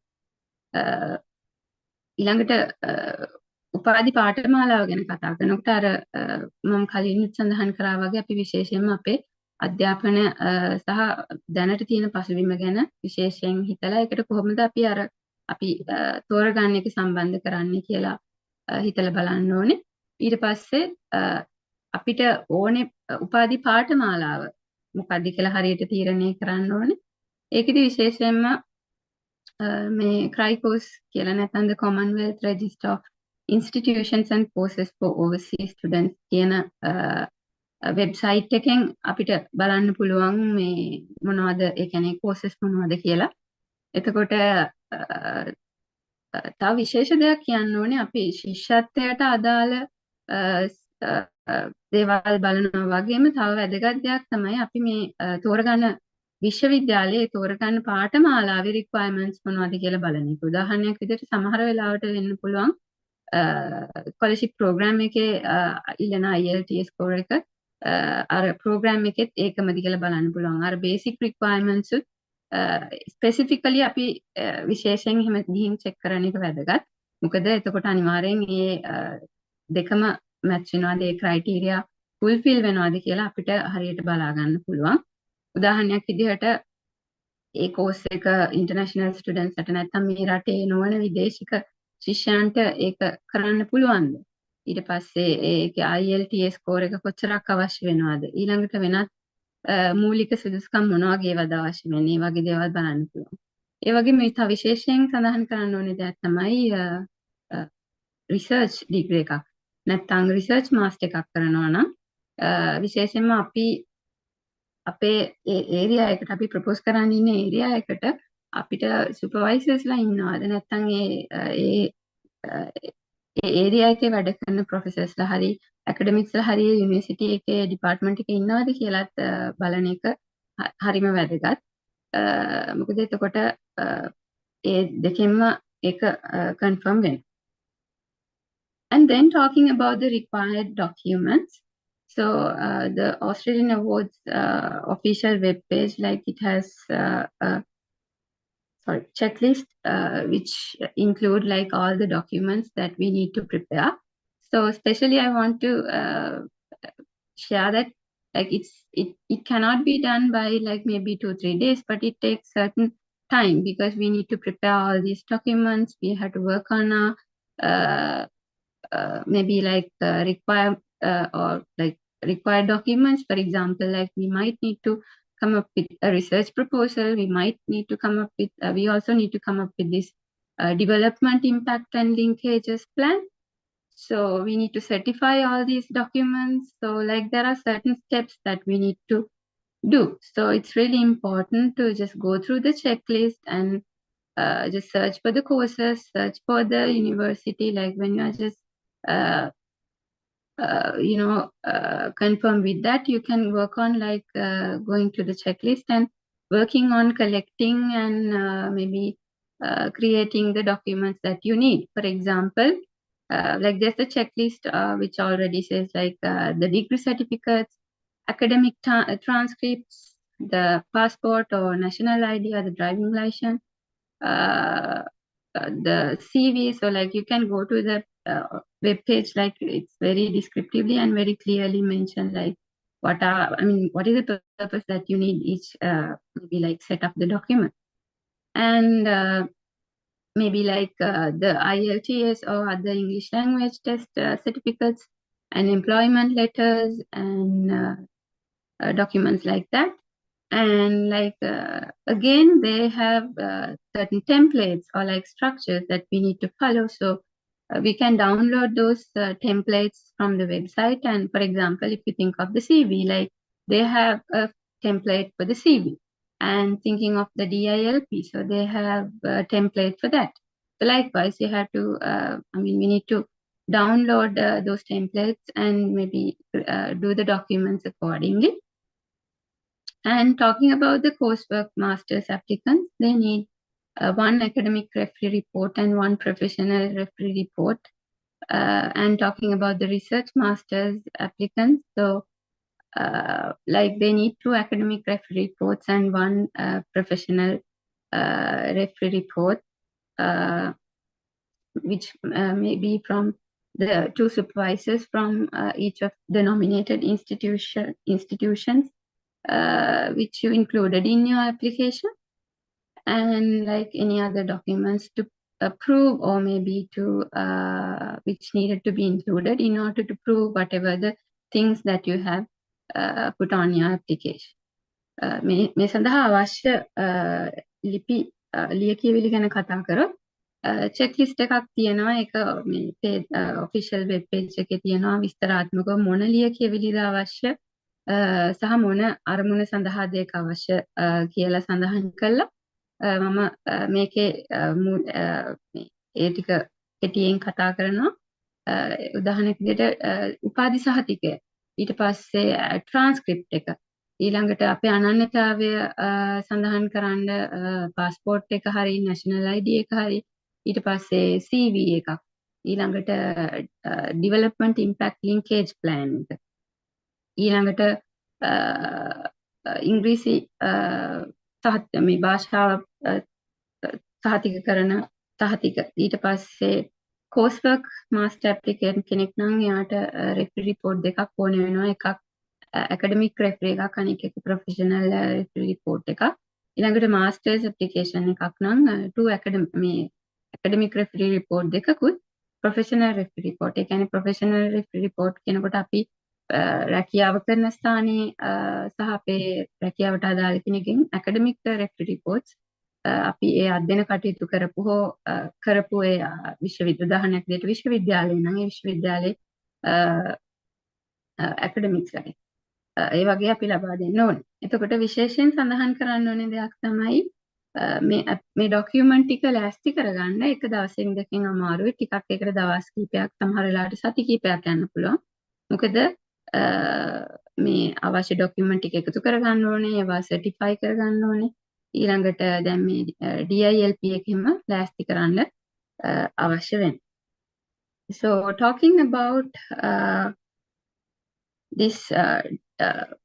the documents in general. So these documents actually you need for any kind of scholarship application that you are working on, like most of these. But one is kind of special here, which is the DILP, the Development Impact Linkages Plan. So it's quite unique here. So I will talk about like what do you mean by that and how to prepare it too. මේ කියන ලියකියවිලි ඇත්තටම මේ බහුතරයක් ඕනෑම ශිෂ්‍යත්ව වැඩසටහනකට හරි විශ්වවිද්‍යාලයකට හරි අපි අයදුම් කරනවා නම් අවශ්‍ය වෙන ඒවා බොහෝ විට. එතකොට විශේෂයෙන් මෙතන තියෙනවා development impact linkages plan එක නැත්නම් DILP එක කියන එක. අනික් සියල්ලම වගේ අපි ඕනෑම ස්කෝලර්ෂිප් එකකට හරි ඕනෑම විශ්වවිද්‍යාලයකට හරි ඇප්ලයි කරනකොට අවශ්‍ය වෙන ඒවා. ඊට පස්සේ විශේෂයෙන්ම මේ development impact linkages plan එක ගැන කතා කරනකොට so this is a document like which link which outline like what is the kind of impact that you need to do back to your country, like or in your country after a return, as well as it include like what kind of skills that you are going to acquire in maybe in Australia within the time period of your scholarship. So it's kind of like linking where you are, what you will be doing, and what you would do after the return, and what kind of skills and qualifications that you are working on acquiring. And maybe like what kind of, for example, it include like what sort of professional bodies that you need to get the membership and work with, or what sort of people that you need to maybe link with or just to work on, like that. So this is actually the if you think of the why you have this kind of like DILP, the thinking about the scholarship aim, it is to contribute to the development needs of Australia's partner countries. So which is Sri Lanka is also a partner. And again, it aims to provide the knowledge, skills and linkages which need to achieve the development outcome that we plan for our home country. And it's kind of like what you need to contribute. I mean, how you need to contribute and how you are going to put it into maybe like action. And again, for that, we need to reflect on our professional goals in the context of development needs. For example, we can have our own professional goals, but it kind of like should link with the context of development needs of Sri Lanka. We should have something to maybe contribute back to the country, like from what we get from the what we get in Australia. And that's basically about like what the development impact linkages plan look like. And there are like a lot of materials and all of that which is available. For example, even in the Australian Awards official website, like they have number of videos which talk about these. And even in the YouTube, like there are some pages, the official pages from different countries, which of course talk about the development impact linkages plan, which we can actually refer in preparing them. මේ කියන development impact linkage plan එක ගැන කතා කරනකොට ඒක ඇයි එහෙම එකක් තියෙන්නේ සහ ඒක විශේෂත්වය ඇයි ඒක වැදගත් කියන එක කතා කරොත් මේ ශිෂ්‍යත්ව වැඩසටහන එක අරමුණ තමයි ඔස්ට්‍රේලියාවේ සංවර්ධන කොටස්කරුවන් විදිහට සැලකෙන රටවල් වල සංවර්ධනය සඳහා එයාලා දායකත්වය සපයන එක. එතකොට ඒක සිද්ධ කරන්නේ මේ කියන ප්‍රෝග්‍රෑම් එක හරහා. නැත්තම් මේ කියන ස්කෝලර්ෂිප් ලංකාවේ කට්ටියට දීලා ඒ ස්කෝලර්ෂිප් එකෙන් ගන්න දැනුම සහ අත්දැකීම තමන්ගේ රටේ තියෙන සංවර්ධනයට දායක කර ගැනීම සඳහා. එතකොට ඒකට අවශ්‍ය වෙන දැනුම, කුසලතා, සම්බන්ධතා ආදී දේවල් තමයි මෙතනදී මේ linkages කියලා විශේෂයෙන් කතා කරන්නේ. එතකොට ඒකෙන් කියවෙන්නේ නැහැ අපිට අපේ ප්‍රොෆෙෂනල් අපේ වෘත්තීය සංවර්ධනය ගැන හිතන්න බැහැ කියලා. නමුත් අපේ වෘත්තීය සංවර්ධනයත් එක්ක අපි අර එකතු කරගන්න සුදුසුකම් ටික දැනුම කුසලතා වගේ දේවල් නැවත ලංකාවට කොහොමද ලංකාවේ තියෙන සංවර්ධන පසුබිමට කන්ට්‍රිබියුට් කරන්නේ කොහොමද කියන එක තමයි මූලිකව මෙතනදී කතා කරන්නේ. එතකොට ඒකේ උදාහරණයක් විදිහට අදාළයි අපි මොනවා හරි සංවිධානවල නැත්නම් වෘත්තීය සංවිධානවල ආයතනවල සමාජිකත්වය ගන්න ඕනේ නම් එහෙමත් නැත්නම් අපිට මොනවා හරි වෙන මොනවා හරි මේ රටේ ඉන්නකොට කරන්න ඕනේ මේ ඇක්ටිවිටීස් මොනවා හරි තියෙනවා නම් ඊට පස්සේ මොනවා හරි අපිට දියුණු කරගන්න ඕනේ මොනවා හරි කුසලතාවයන් තියෙනවා මේ හැමදේම ඒකට අදාළයි සහ ඒ කියන දේවල් අපි කොහොමද සංවර්ධනය කරගන්නේ දියුණු කරගන්නේ කියන එක ගැන ඇත්තටම මේකදී කතා කරනවා. එතකොට තව එකක් තමයි අපි රිසර්ච් ඩිග්‍රී එකකට ඇප්ලයි කරනවා නම් අපිට රිසර්ච් ප්‍රොපෝසල් එකක් සබ්මිට් කරන්න ඕනේ. ඒකේ වර්ඩ් ලිමිට් එකක් සහ ස්ට්‍රක්චර් එකක් අර මම කිව්වා වගේ ටෙම්ප්ලේට් එකක් දීලා තියෙනවා. එතකොට ඒ කියන ස්ට්‍රක්චර් එකේ ඒ ස්ට්‍රක්චර් එකට ගැලපෙන්න ඒ කියන වර්ඩ් ලිමිට් එකට ගැලපෙන්න අපි ඒ ප්‍රොපෝසල් එක ඩිවෙලොප් කරන්න ඕනේ. එතකොට ඒකේ තියෙන මොනවද ඒකේ අන්තර්ගතය ගැන කතා කරොත් අපි සාමාන්‍යයෙන් විශ්වවිද්‍යාලය තුළ වුණත් පර්යේෂණ යෝජනාවලි සකස් කරනවා. උදාහරණයක් විදිහට අපේ ස්පෙෂල් ඩිග්‍රී එකක් කරනවා නම් අපේ ස්පෙෂල් ඩිග්‍රී එකේ කොම්පෝනන්ට් එකක් විදිහට රිසර්ච් එකක් කරනවා. එතකොට ඒ වගේ කරන කොට අයිති වෙන කොටස් ටික තමයි බොහෝ වෙලාවට තියෙන්නේ. අර ස්ට්‍රක්චර් ටෙම්ප්ලේට් එකට ගිහින් බලුවොත් ඒ කියන කම්පෝනන්ට්ස් ටික තියෙනවා. උදාහරණයක් විදිහට රිසර්ච් ටොපික් එකක්, රිසර්ච් ඔබ්ජෙක්ටිව්ස්, ඊට පස්සේ ලිටරචර් රිවිව් එකක්. ඊළඟට අනේ වගේ ඒ කොටස් ටික ඒක ඇතුළත් වෙනවා. ඒක අර ටෙම්ප්ලේට් එකේ විදිහට නිර්මාණය කරන්න ඕනේ. ඊළඟට ඇප්ලිකේෂන් ප්‍රොසෙස් එක ගැන කතා කරනකොට ඇප්ලිකේෂන් එක ඔන්ලයින් ඇප්ලිකේෂන් එකක් තියෙන්නේ. ඒක online Australia award scholarship information system නැත්නම් OSIS කියන ඔන්ලයින් ඒ කියන්නේ සිස්ටම් එකට තමයි අපි මේ ඔන්ලයින් ඇප්ලිකේෂන් එක සබ්මිට් කරන්නේ. එතකොට විශේෂයෙන් කියන්න ඕනේ මේ සබ්මිෂන් තියෙන්නේ දැන් අප්‍රේල් 30 වෙනකන් තියෙනවා කාලය. ඒක පෙබරවාරි 1 වෙනිදා තමයි ඕපන් වුනේ. ඒක අප්‍රේල් 30 වෙනකන් ඕපන් වෙලා තියෙනවා. විශේෂයෙන් අර අන්තිම වෙලාවේ සබ්මිට් කරන්න යනකොට සමහර වෙලාවට සිස්ටම් එකේ ගැටලු වෙනවා. මොකද ඒක සිස්ටම් එක බිසි වෙනවා ගොඩක් අය අන්තිමට සබ්මිට් කරන නිසා. ඒ නිසා රෙකමන්ඩ් කරනවා මේ ස්කෝලර්ෂිප් ප්‍රෝග්‍රෑම් එකකින් අඩුම සති 2කට කලින්වත් ඇප්ලිකේෂන් එක සබ්මිට් කරන්න කියලා. දැන් ගත්තොත් අද මාර්තු 16. එතකොට අප්‍රේල් 30 කියන්නේ මාසයකමාරකටත් වඩා කාලය තියෙනවා. එතකොට අර ටිකක් කලින් ඇප්ලිකේෂන් එක සබ්මිට් කරන එක හොඳයි. එකෙන් කියවෙන්නේ අන්තිම මොහොතේ සබ්මිට් කරන්න බෑ කියලා. සබ්මිට් කරන්න පුළුවන්. හැබැයි ටිකක් අර සිස්ටම් එක බිසි වෙන්න පුළුවන්. And talking about the application process, so we need to submit an online application to the Online Australia Award Scholarship Information System, which is called the OSIS. And like you need to prepare all the documents like according to that checklist.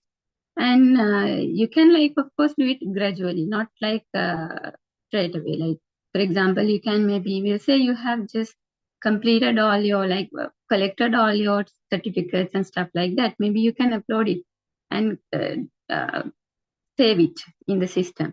And maybe you're working on the development DILP, so maybe you can keep it for later and just upload and complete all the sections that you need. I think there are 19 sections that you need to complete, for example, the personal information, education, etc.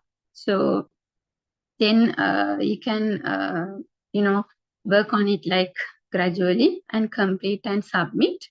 I think when you submit, you can withdraw and of course resubmit again until it's open. But when it's closed, you can't do any changes. So it's not allowed to do any changes. So it means that you can work on it till it's open. And talking about especially the other things, what I again wanted to share, they have pre-departure briefing, and sorry, I couldn't talk about the interview.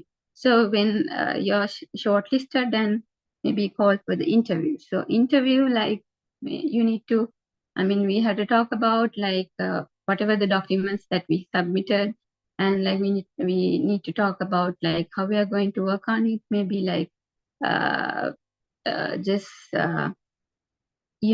your plan or your goals, etc., and provide all the documents, because in your application process, you submit the online application, all the digital copies which you have scanned and everything.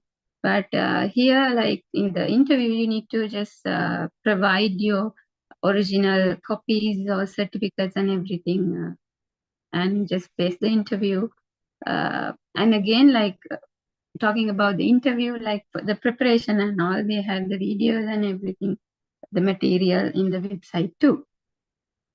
And again, if you got selected, they have a special program called IAP, which is the pre-departure briefing, where you are prepared for the life in Australia, study in Australia and everything.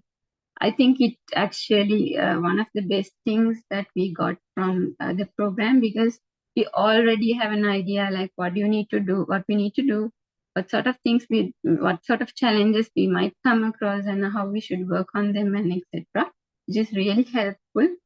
And again, they have the IAP, which is called the Introductory Academic Program, where again in Australia they are providing all the information and basic skills which you need to integrate into the Australian higher education system, and work with your studies. ඊළඟට මේ කියන අයිදුම් කිරීම ගැන කතා කරනකොට අර කිව්වා වගේ ඔන්ලයින් ඇප්ලිකේෂන් එකක් දාන්න තියෙන. ඊට පස්සේ එතනින් ෂෝට් ලිස්ට් වුණත් වුණාම ඉන්ටර්විව් එකක් තියෙනවා. ඒ ඉන්ටර්විව් එකේදී අපි අර ඔන්ලයින් ඇප්ලිකේෂන් එකේ ඔක්කොම ඩිජිටල් මේ ස්කෑන් කොපීස් දුන්නේ නිසා අපි ඒ වගේ ඔරිජිනල් සර්ටිෆිකේට්ස් ඩොකියුමන්ට්ස් ටික ප්‍රොවයිඩ් කරන්න ඕනේ. ඊට පස්සේ ඒව චෙක් කරනවා. ඊට පස්සේ අපි අර ප්‍රොපෝස් කරලා තියෙන රිසර්ච් එක, එහෙම නැත්නම් අපේ ඩිවෙලොප්මන්ට් ලින්කේජ් ප්ලෑන් එක, ඒ දේවල් ගැන අපිට කතා කරන්න තියෙනවා. නැත්නම් ඒක ගැන අපේ අදහස් දක්වන්න තියෙනවා. ඊට පස්සේ ඊළඟට තෝරාගත්තට පස්සේ ප්‍රී ඩිපාර්චර් බ්‍රීෆින් එකක්, නැත්නම් ඔස්ට්‍රේලියාවට එන්න කලින් අපිට අපි මොන වගේ පරිසරයකටද යන්නේ, මොන වගේ සිස්ටම් එකකටද යන්නේ, මොන වගේ තියෙන අභියෝගද තියෙනව, කොහොමද ටෙස්ට් කරන්නේ, මේ වගේ දේවල් ඔක්කොම ඇතුළත් වෙන ඉතාම වටිනා වැඩසටහනක් තියෙනවා.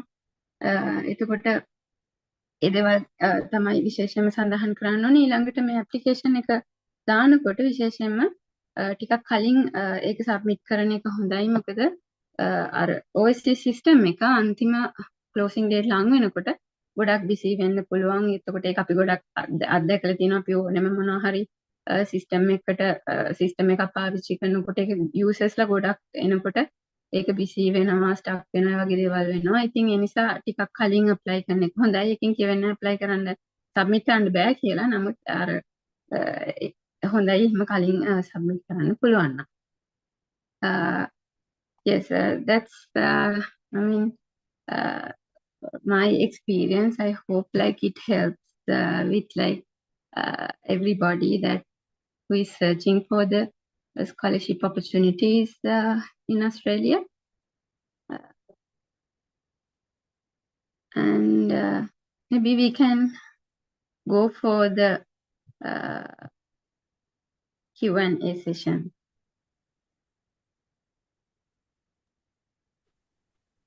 Miss, what's the master's program that you're following?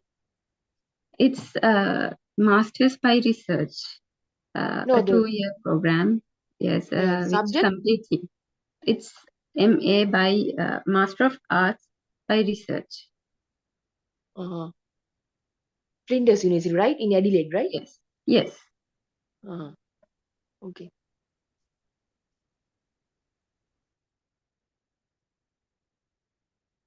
If you have any questions, like maybe you can. Madam, Yes. do we have to select 2 courses from 2 different institutes, or what about that? Like we can mention like two courses, like our maybe like two courses, like we have to mention like this is the first priority and this is the second one. So we can pick like 2 universities and 2 degree programs for that, like. Then if we select one course from different 2 institutes, do we have to submit 2 different proposals or same proposal? No, it's like it's the same proposal. Like you can all the documents are same for like everything. So if they can't go for our first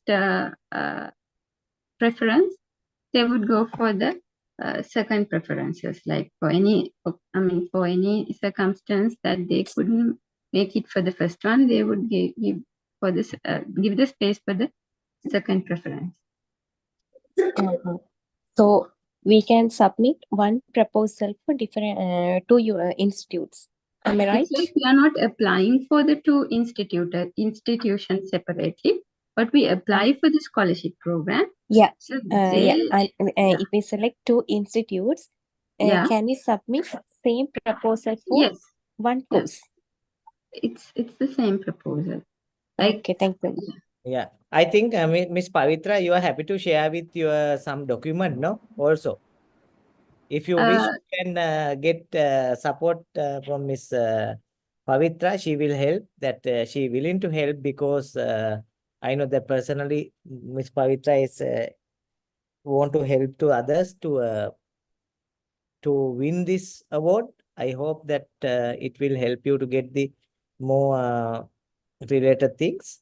Then how about if you don't have any question, that almost we are running more than almost we are not hurry, but if you have any question, you can raise now. If not, we can wind up that one.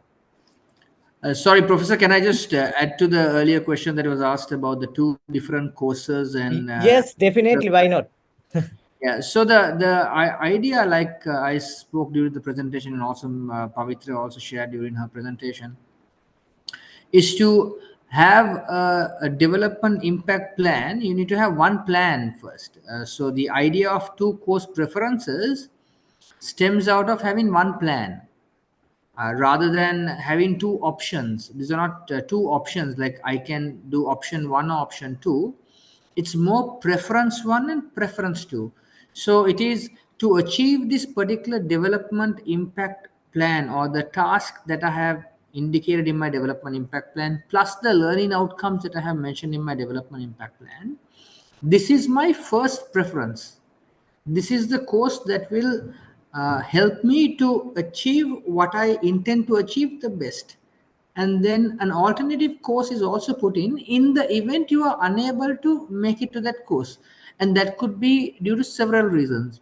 One reason could be the fact that when your application is sent to the university, you don't meet the criteria for some reason, not the eligibility criteria, but the assessment criteria. During the assessment, they might look at different, different elements in your undergraduate study, your background, and they may deem, okay, we can offer you a placement or you can't offer you a placement.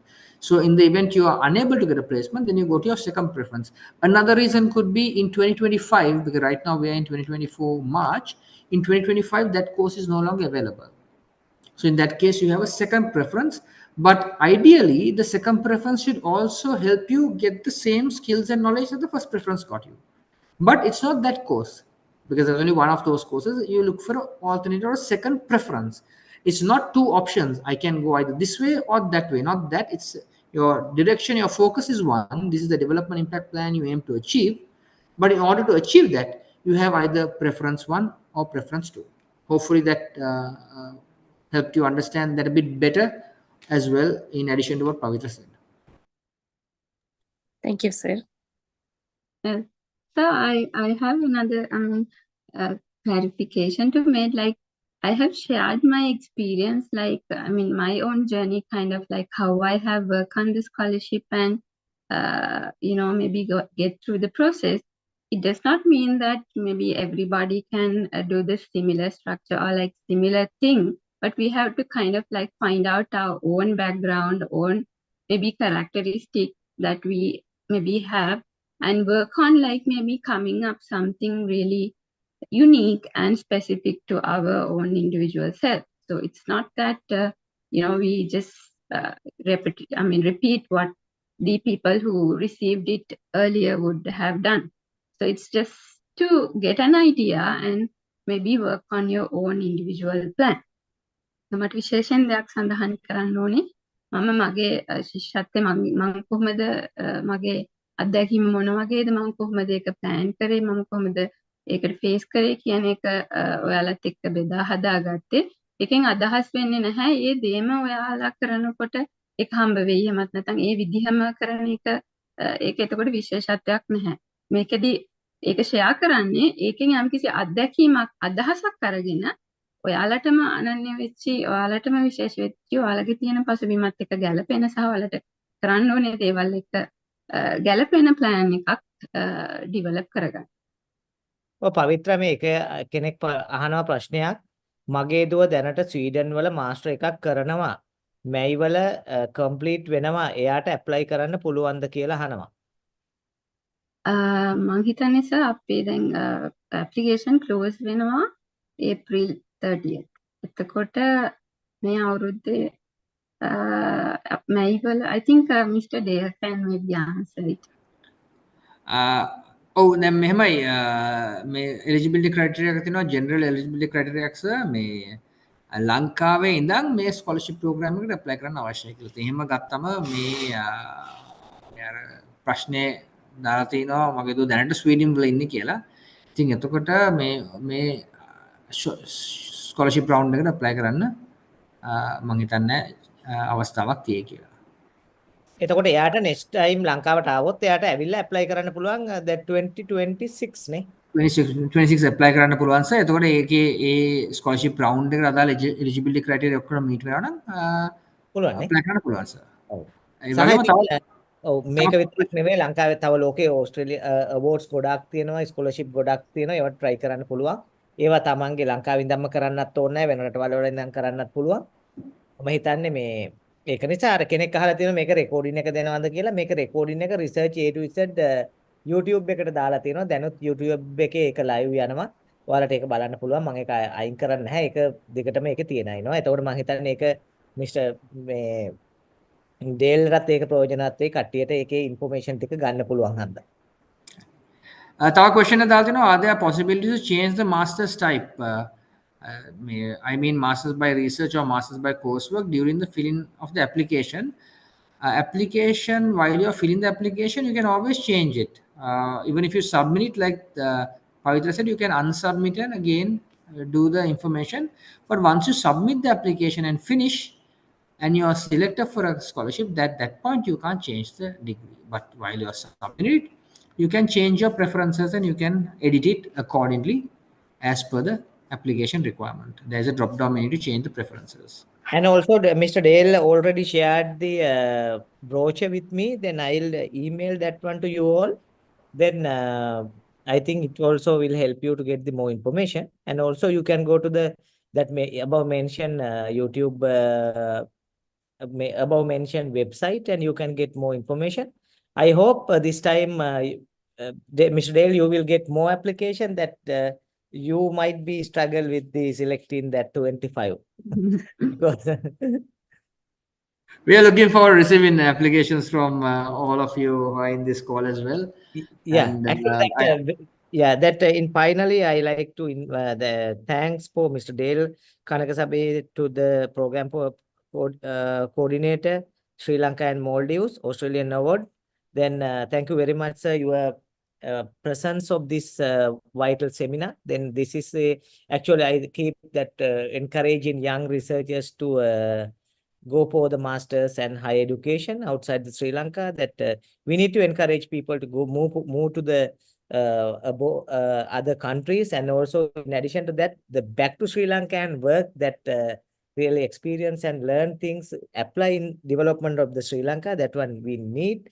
Then thank you very much for Australian government and Australian award team to that introducing this type of theme that they can learn and they need to apply for in Sri Lanka economy or other development. In addition to that, thank you very much for Ms. Pavitra Wickramage, that master student, and also she was former our lecturer, Rajaratnam University of Sri Lanka. Thank you very much, Pavitra, that you both give very good information to our community, and I think this more information will help others to apply for the next time. Then participant, if you have anything to thanks Mr. Dale and the Pavitra, we can give just 1 or 2 minutes.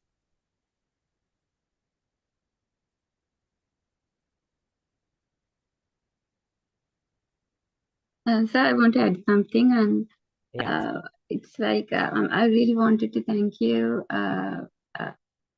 Professor Manjula Ranagalage sir, for providing me this opportunity to share my experience, and I especially want to thank Mr. Dale Kanakasabe. I think the audience is actually privileged to benefit from your years of experience with the Australian Award.